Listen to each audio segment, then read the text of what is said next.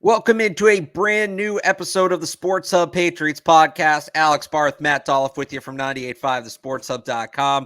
A lot to get to on what's going to be a crisp 30-minute podcast here today as we take a look back at Drake Maye's first start and the Patriots' loss to the Houston Texans in Week 6. And I guess just right off the bat, Dolloff, how do you feel coming away from that? Because to me, it's pretty simple. Drake Maye, feel pretty good. The rest of it, not so much. Drake Maye, rest of the way, or whatever Joe Murray was saying for his slogan on the night show. I think that was it. No, it was McAdoo and Maye rest of the way. That's what he wants right. Ben McAdoo calling plays, but apparently Jerome Mayo said that's not under consideration.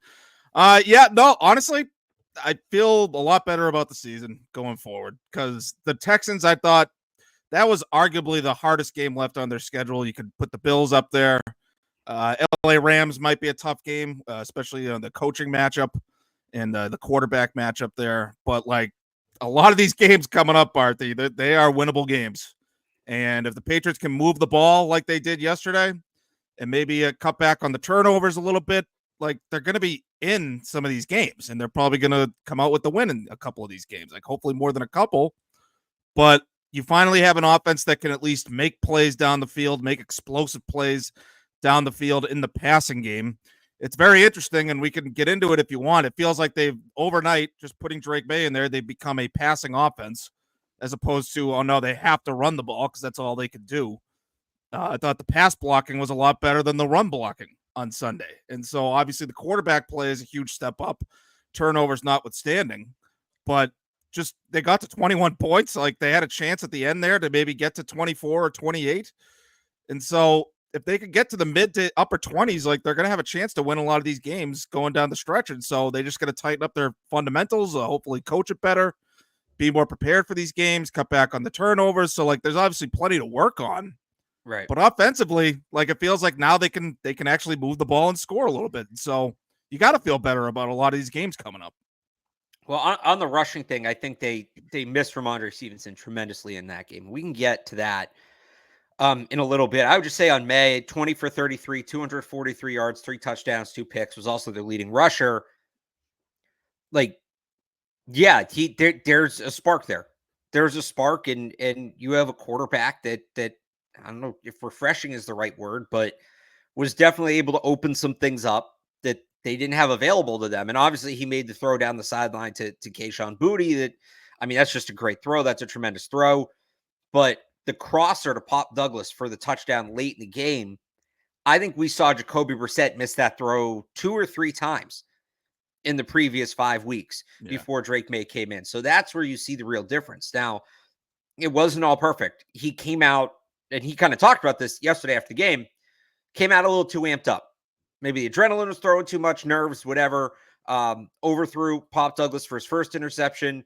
He had a couple other misses, like 20 of 33 doesn't look bad. He got bailed out a couple of times on some pretty impressive catches. Antonio Gibson had one up over his head.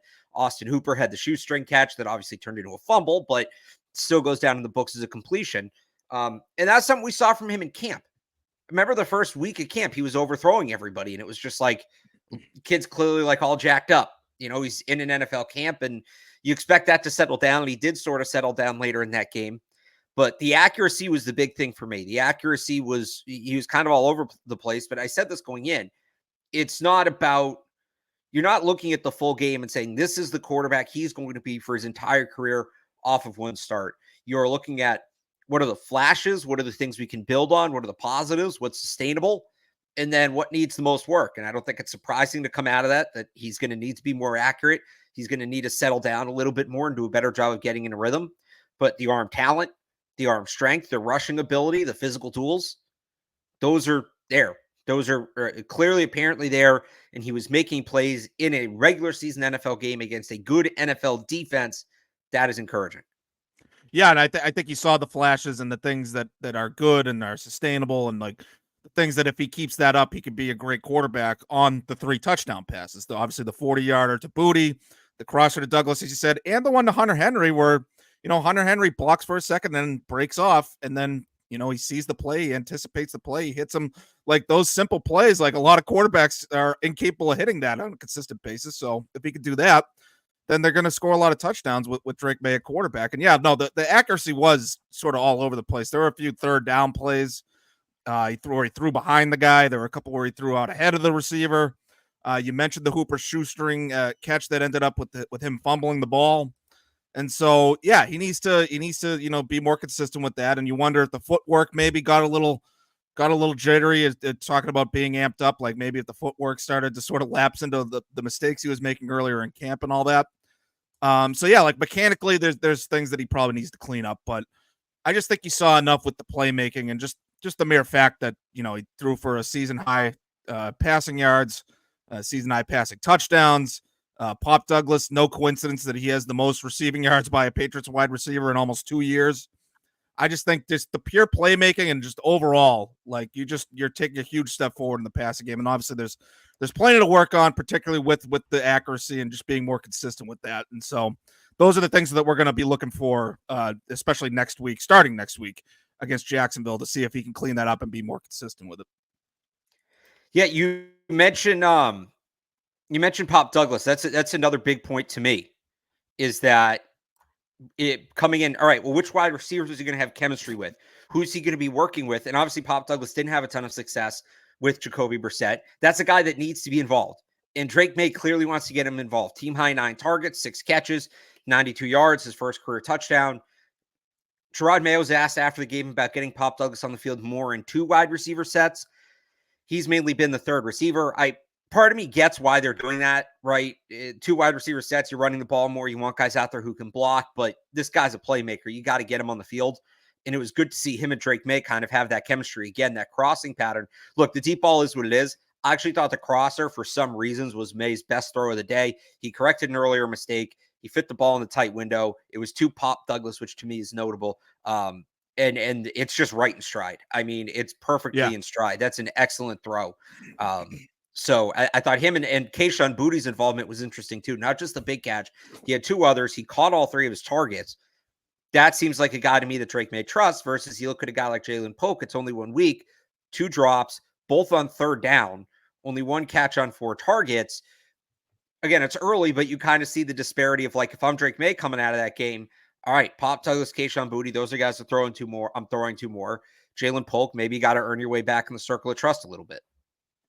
Yeah, no, like Polk to me was disappointing and concerning, because this is a guy that's supposed to be sure-handed. That's one of the things that's supposed to be his strength, is that he catches everything, because he doesn't have the speed to get the deep down the field, consistent separation.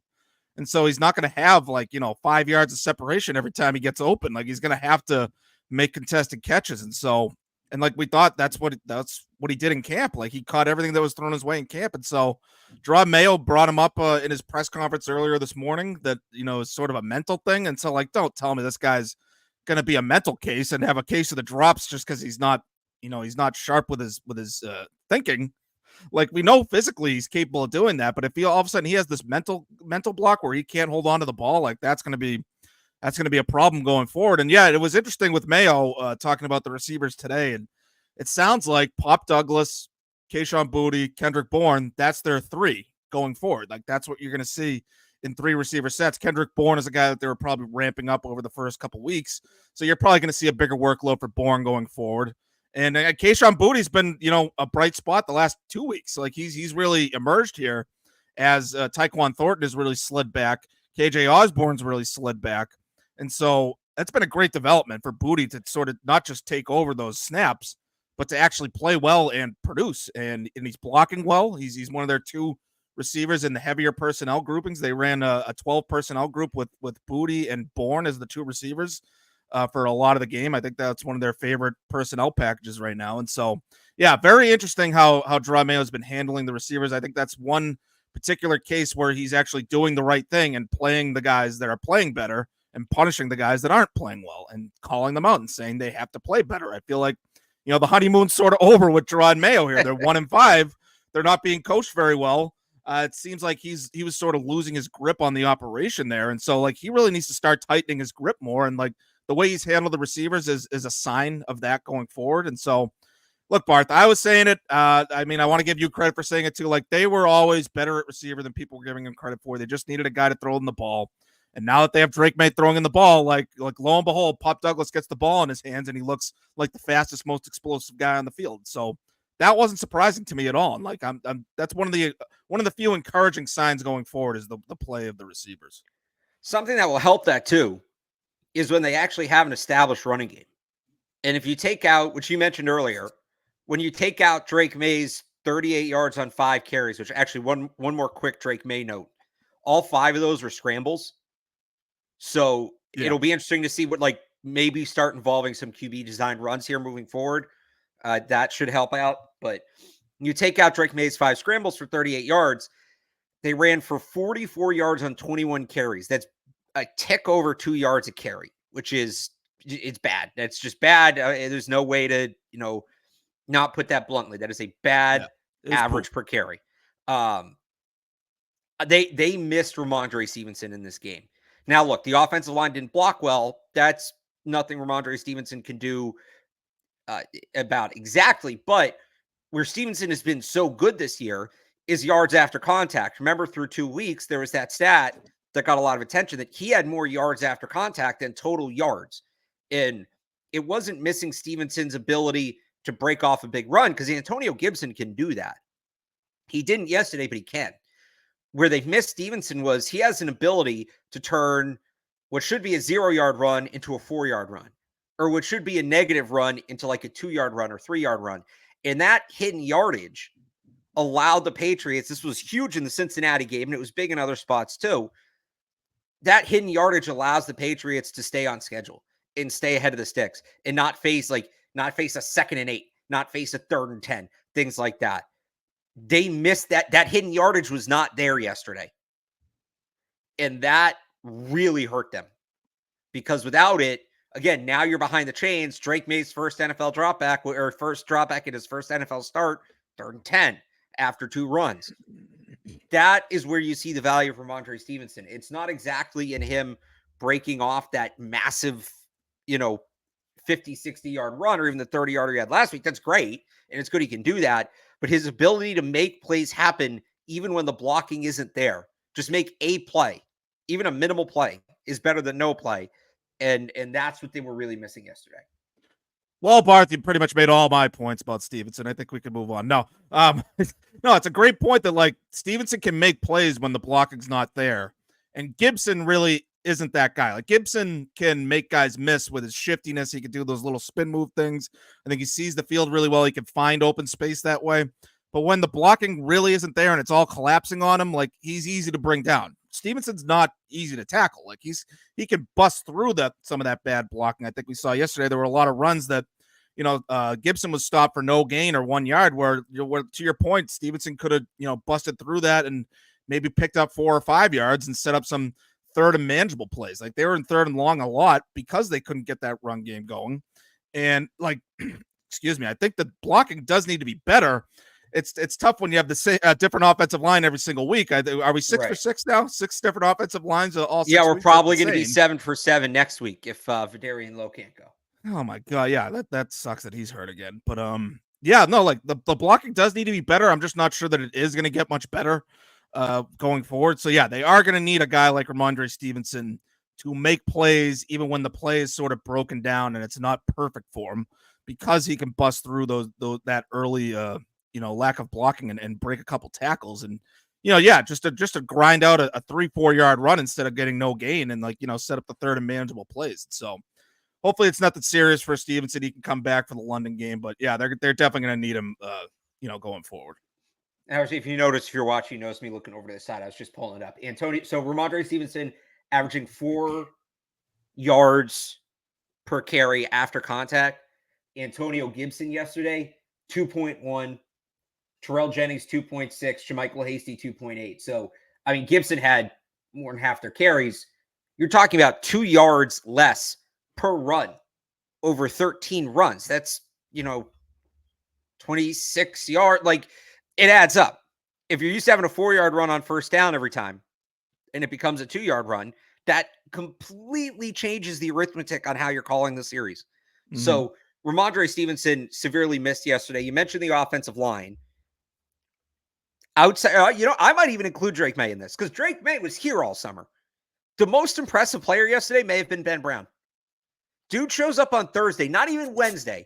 Not like we're going to sign you at the beginning of the week and you're going to be here throughout the game planning process. He gets here on Thursday. Most of the installs already happened. He gets here on Thursday. He's got a quarterback making his first career start behind him. Drake Maye said it this morning, and I agree. He was probably their best offensive lineman. And if that's what he does with only 2 days prep, start him next week when he has a full week under his belt. Let's see what happens. So good on Ben Brown. That it's honestly incredible. Like that dude deserves a ton of credit.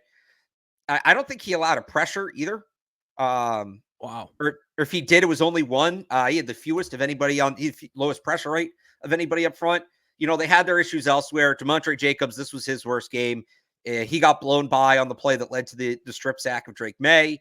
May didn't really have a ton of time on that one, ton of a chance. Vidarian Lowe gets hurt. Zach Thomas is not a left tackle. It sounds like the plan may be for him to play there next week if Lowe can't go, which is concerning. You lose Michael Jordan, who's been one of your most consistent linemen. It's going to be another mash unit. And I hate to keep, I sound like a broken record on this.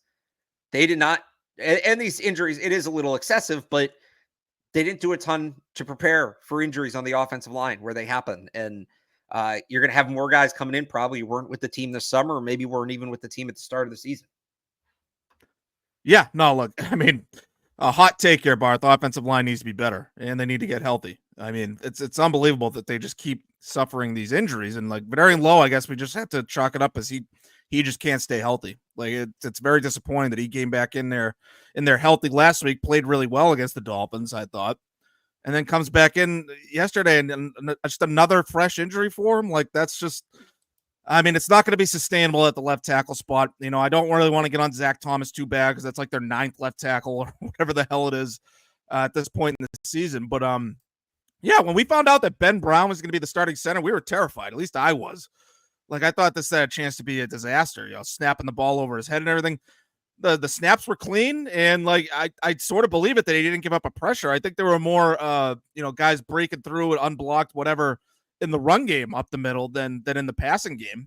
And so, yeah, I don't think anyone could be unhappy with how Ben Brown played yesterday. Like all things considered, considering the circumstances, he just showed up, signed a few days ago, and flies out here, and that's like his first NFL start. It's Drake Maye's first NFL start. They had one snap, I remember, that was a little wonky looking, but they didn't fumble it, so they, it got off cleanly enough. But yeah, like other than that, like, very, very encouraging performance for Ben Brown. I think he's earned another start. Like, he looked cleaner than Nick Leverett ever did at center. And so, yeah, maybe they found something with Ben Brown. And you know what I also liked about Ben Brown rewatching the game? But he has a little bit of nasty to him after plays. Which is funny because talking to him in the locker room, like the nicest, most humble guy. He was like, he was up. He's giving guys a little bit of an extra push after the whistle and all that. Like it looked like he was really sticking his nose in there. That's what I love. I love that in my offensive lineman, especially the center. So like, yeah, the center where he can sort of be the general of the offensive line. Like maybe they really found like a sort of hidden gem there, because that wasn't an easy assignment there. Just going up against that defense in general, let alone flying out here 3 days ago and going in there for a rookie's first start. Like that was an unbelievable performance, I thought. Yeah, it really was. And he deserves a ton of credit. The rest of the offensive line, Drake Maye was pressured about 42% of the time. So it's that number's down a tick. Needles pointing up, trending in the right direction there. Right. Actually, sorry, that includes the Jets game. Let me correct that here. He was pressured 47.6% of the time. So yeah, that's about where they've been. Jacoby Brissett was at 50%. Okay. But it's just, it's going to be another week. I'll tell you who else deserves some credit is Scott Peters, because this was another game. How many times have we done this year, Dolloff, where we go into a game saying, wow, the offensive line is just screwed because of injuries or because of whatever, right? And we come out of it and it was bad. And yet we're sitting here saying, well, it really could have been a lot worse. Like it really wasn't as bad as it probably should have been. So in that sense, I think Scott Peters deserves a ton of credit. He keeps getting handed these ridiculous hands every week just because they don't have enough linemen on the roster, and he continues to make it work. So we talked a lot with Drake Maye, right? You're looking about encouraging signs for the future, maybe more than the overall production. If this is what Scott Peters is doing with like a new guy off the street every week, imagine when he has 5 NFL caliber linemen week after week after week, the same group. So tip my cap, Scott Peters, on that one. Anything else on the offense? I mean, Austin Hooper has to protect the ball. I know that was a tough play. It was a Yeah. shoestring catch and all that, but tuck that ball up high and tight. And if he doesn't turn that ball over, maybe they drive down the field there. They cut the lead. Like, that was a killer. I know they were already down 24-7 or something like that, but I didn't have much hope getting back in the game. But like, Drake Maye, we know, is going to have his share of shaky throws. The guy he throws the ball to can't be making those mistakes as well. You're just compounding mistakes at that point. And that's a guy that's been making plays for him, and that's a veteran. So like, that's a guy that needs to really set a better example in terms of being a little more disciplined with the ball in his hands. But that's really the only other take I had. Hunter Henry had a good game, I thought, and he was good. He was nice and accountable after the game. Like, yeah, Hunter Henry gave us it starts with me. How often do you hear the tight end say it starts with me? So yeah, I thought that was good to hear. Yeah. He just got named a captain, so he's taking that seriously. And I like Drake Maye after the game too, talking in his press conference about just focusing on what he needs to do better and saying, like, we hurt ourselves. We put the defense in tough spots. He said something along the lines of, I hate losing. My family hates losing. And so like, they're going to be disappointed about the loss. And so that you love to hear. It's nice to hear him say it, but hopefully that sort of translates to improving and playing better. And just hopefully that's a good sign that he's a competitor. And he's a guy that's going to be, motivated to keep playing well. He's not just going to shrug it off when he loses. He's going to want to actually get better and start winning. So that's what I just liked what I heard from those guys. All right. Defense. Not good. Not good. Like Jerod Mayo said it after the game. He was right. Just the fundamentals, the tackling, the run fits, coverage assignments, like guys out of position, guys trying to do too much, guys not doing enough. Like, I have one bright spot on defense we can kind of get to at the end, but besides that, the Texans, and look, it's a good Texans offense, right? Those guys get paid too. But there were drives in that game where the Texans were getting whatever they wanted. And I'm not even talking about, and this is where complimentary football comes in. We didn't talk a ton about the turnovers. You mentioned Hunter Henry needs to hold on to the ball, or Austin Hooper needs to hold on to the ball. The first Drake Maye one was an overthrow. That's on him. The other interception, to me, you just tip your cap. That's an insane play by both guys. I mean, I know the catch is great, but also Will Anderson to recognize what's happening in that moment, pull away from the cut block, and give himself an opportunity to deflect that ball, which takes a 1 in a million bounce. 5 of Houston's 12, they had 13 drives, but one of them was one play kneel down at the end of the half. So for all intents and purposes, 5 of Houston's 12 drives started in Patriots territory, which is not good. But even on the ones that didn't, there were times where it felt like the Texans could just get whatever they wanted on offense. And even when they couldn't, the Patriots were committing penalties that allowed them to extend drives. Yeah, well, I want to start with the first 2 Texas drives, Barth, because those didn't start deep in Patriots territory. Those were regular drives. Yeah. And they just went right down the field and scored 2 touchdowns. Like, it felt like they had no resistance whatsoever. And like, we could talk about the fundamental stuff, and like, that's obviously a concern. But that's more of a coaching concern. Like, you got to look at the coaches and be like, can you get these guys to tackle better? Can you get these guys to know their assignments better? Like, that's where you got to look at Jerod Mayo and DeMarcus Covington and defensive coaching staff to do a better job. I feel like I'm a little more concerned with just the lack of pressure on CJ Stroud while he was dropping back and throwing the ball. He had all day to throw. He looked very comfortable back there, especially on those first 2 drives, put him in that early hole, and that was pretty much all the Texans needed. And I think the lack of a pass rush is something that's like not correctable. I feel like the fundamental stuff you can work on, you can correct. It's concerning that you're going on 3-4 weeks of like the same mistakes being made. And so you got to wonder what the hell's going on behind the scenes. Are they getting through to the guys? But even if they fix those fundamental things, I'm not sure they're going to be able to fix the lack of a pass rush.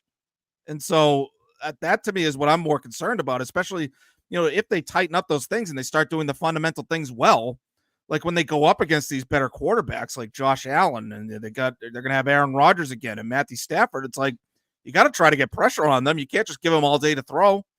And so that's where I start, because that's where the game started. And that's, I think, how those first 2 drives went down. But yeah, like the Mayo also mentioned the run fits, which I thought was, that was the big problem with them giving up those those big runs to Joe Mixon and then the touchdown late in the game to Dameon Pierce, where guys are just missing their gaps. They're missing tackles. They're blowing the edge. Like pretty much everybody screwed up on the Pierce touchdown run. It's hard to really point to just one guy. But guys like Raekwon McMillan is really struggling to hit the right gap and execute when the play is there for him to make it. And so they're really missing Juwan Bentley in this area. But yeah. I thought this is an area where they could have sort of sewn it up on the field, or they could have gotten guys to just, execute something similar to what it would be like with Juwan Bentley, and maybe not quite as good. But these guys aren't getting it. They're not figuring out the run fits like Drake Maye said. And so we're going on 4 weeks now. They've had a month to figure this out, and they're still not figuring it out. So you got to wonder if they're ever going to fix that. But yeah, no, like overall, it's a talent issue in some areas, and it's a coaching execution issue in other areas. And it sucks that this is coming up just as the offense is starting to move the ball, because now I feel like the bigger concern on the team is the defense, the way they're playing. Well, to your last point, Sione Takitaki we thought was going to help with that, and then he only played 9 snaps. So maybe they're easing him in like they are with Kendrick Bourne, but you got to get him an off-the-ball linebacker. They have to get Jelani Tavai back on the edge. He is not an off-ball linebacker. That is blatantly clear at this point. But yeah, it's a lot of discipline. It's a lot of stuff that does look correctable. One place where I give the Texans a ton of credit, or one player I give a ton of credit, is Stephon Diggs, who 10 routes against Christian Gonzalez, 5 targets, 4 catches for, I think it was 39 yards and a touchdown, which isn't mind-blowing, but I think you could argue that's the best game anybody's had against Gonzalez. Diggs, just a Patriots killer, man. That dude is awesome. He's a hell of a player. They just can't stop him. I think it just got to give up. Just let him get what he wants. Don't even try. Now they only have to face him once a year instead of twice. So that's, you have that. Well, they got that going for him. I did say I had one bright spot on the defense. Marte Mapu played another really good game. And whereas a ton of guys are struggling to tackle and take on blocks and things like that, he's playing very physically. He had a big hit in the run game in that game.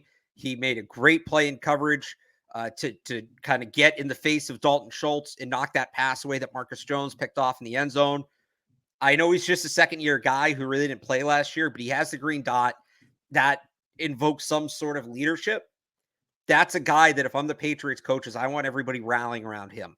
That kind of physicality that he's bringing, that's part of the thing with Juwan Bentley. Juwan Bentley's a tone setter. You're not going to go out on the field and play soft defense with Juwan Bentley lined up right there, because it's just not going to fly. Marte Mapu is playing the kind of football that he can maybe be a tone setter. It's just about, young guy. It's not easy garnering that kind of respect and kind of it rubbing off on the other players. So if there's one bright spot on defense right now, it's Marte Mapu. But overall, yeah, it hasn't been enough. We said we're going to do a tight 30 minutes here, Dolloff. You got any thoughts on the Jaguars before we wrap it up? It's a winnable game for the Patriots, because we're talking. This is a battle of the poorly coached teams right now. I think the Jaguars, you can argue, have more overall talent than the Patriots. But Trevor Lawrence, the way he's playing right now versus Drake Maye, I think that's a comparable quarterback comparison. I don't think Doug Peterson is really getting through to his guys, and so battle of 1 and 5 teams. This is a battle of the teams to figure out which way they want the rest of their seasons to go. And you maybe give the Jaguars a bit of an edge, just the fact that they're staying in London and they've played in London a million times. I know the Patriots have played in London, but this is mostly a new group. And so maybe the travel will affect the Patriots in some way. But yeah, it's going to be very interesting to see which team is coached better and better prepared in this game, because I think that's arguably the primary issue with both of these teams right now. And we'll have a breakdown of that later on in the week. For more game recap stuff, more on Drake Maye, check out 98.5thesportshub.com. Also have Bruins matinee coverage on there. We're doing this so early because Dolloff is off to TD Garden to cover the matinee. Yep. So thank you for pulling double duty today, sir.